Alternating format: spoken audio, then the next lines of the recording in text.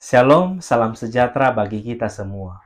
Berjumpa lagi dengan saya, Pendeta Kevin Rondo, dalam pelajaran Sekolah Sabat yang kelima di triwulan yang keempat, dengan judul Alasan-alasan untuk menghindari misi. Di dalam ayat tema terdapat dalam kitab Yesaya, pasalnya yang ke-6, ayatnya yang ke-8. Lalu aku mendengar suara Tuhan berkata, siapakah yang akan kuutus dan siapakah yang mau pergi untuk aku? Maka sahutku, ini aku, utuslah aku. Kita masuk di pembahasan pelajaran Sekolah Sabat. Tidak semua orang yang dipanggil untuk misi akan patuh seperti Abraham. Yunus adalah contohnya. Allah memanggil Yunus untuk pergi kepada Nineve, ibu kota Asyur. Yunus bukan hanya menolak untuk pergi, bahkan dia lari ke arah yang berlawanan, yaitu Tarsis, yang sekarang kota itu adalah Spanyol bagian selatan. Yunus menggunakan 1 bulan untuk melarikan diri, yang seharusnya waktu yang sama itu untuk membawanya kepada Nineve. Menjadi pertanyaan di sini, kenapa sampai Yunus lari? Salah satu alasan Yunus untuk tidak mau pergi ke Nineve adalah karena ia ketakutan.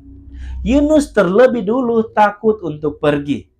Bagaimana ia tidak takut? Orang-orang Nineve itu, mereka benar-benar jahat. Mereka bangsa yang terkenal dengan kejahatan dan kekejaman. Bahkan Nineve merupakan pusat tindak pidana, kota penumpah darah, penuh dengan perampasan, dan sebelumnya juga mereka menyerang Israel dan Yehuda. Bahkan Nabi Nahum membandingkan orang-orang Nineve seperti seekor singa ganas yang sangat buas. Namun demikian, saudara, Allah memanggil Yunus untuk pergi ke Nineve dan berseru melawan kefasikan negeri itu. Kita boleh lihat dalam kitab Yunus pasalnya yang ke-1. Menjadi juga pertanyaan untuk kita semua. Apakah ketika kita mendapatkan misi di tempat seperti Nineve, kita sanggup berkata, ini aku, utuslah aku? Ketika kita menjalankan misi, mereka bukanlah orang-orang yang ingin kita jumpai, karena mereka tidak segan-segan menggunakan akan kekerasan. Memang, saudara, membayangkan saja berjalan di antara mereka pasti membuat kita gemetar dan takut. Hal seperti itulah yang akan membuat kita gagal di dalam misi. Kita mengizinkan diri kita untuk dikendalikan oleh rasa takut. Belum melangkah, sudah takut lebih dulu. Mungkin ketika kita dapat misi untuk pergi di tempat seperti Nineve, kalau kita takut, pasti ada banyak alasan yang akan keluar dari mulut kita. Poin penting yang juga harus kita ingat, Yunus pun pada akhirnya pergi menjalankan misi Tuhan untuk pergi ke kota Nineve. Dia tetap mengkhotbahkan apa yang Allah sampaikan padanya. Dan ternyata hasilnya sangat mengesankan. Penduduk Nineve tergerak untuk bertobat. Kadang-kadang kita sama seperti Yunus, memiliki prasangka mencegah kita untuk menjangkau akan orang lain. Yunus sangat berbeda dengan Abraham. Kerinduan Abraham untuk menyelamatkan Sodom dan Gomora. Tetapi Yunus malahan menginginkan Nineve menjadi seperti Sodom dan Gomora. Dia berharap penghakiman Allah terhadap orang-orang yang dibencinya karena kejahatan daripada mereka. Dan Yunus bukanlah Abraham. Kebalikan daripada Abraham, Yunus yaitu, kita boleh lihat, saudara, Abraham berharap bisa menyelamatkan akan semua orang. Bukan hanya mereka yang benar, tetapi kepada mereka yang juga orang-orang jahat yang tinggal di sana. Bagi Abraham, menyelamatkan penduduk kota-kota ini akan memberikan kepada mereka kesempatan untuk bertobat. Kita kembali lagi mengenai pelajaran Yunus. Allah menunjukkan belas kasihan kepada Nineve. Walaupun kota itu penuh dengan dosa dan kejahatan, tetapi Tuhan mengutus seorang perantara untuk menyelamatkan kota Nineve tersebut. Pelajaran untuk kita semua. Marilah kita menjadi perantara untuk menyelamatkan orang-orang berdosa dan menjadi saluran berkat bagi orang-orang yang ada di sekitar kita.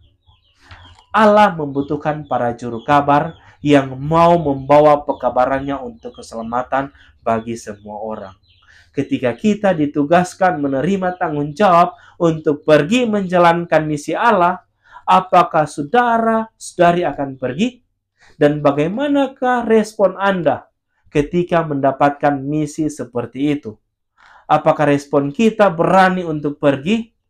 Atau bahkan sebaliknya? Ataukah kita dapat berkata, ini aku, utuslah aku?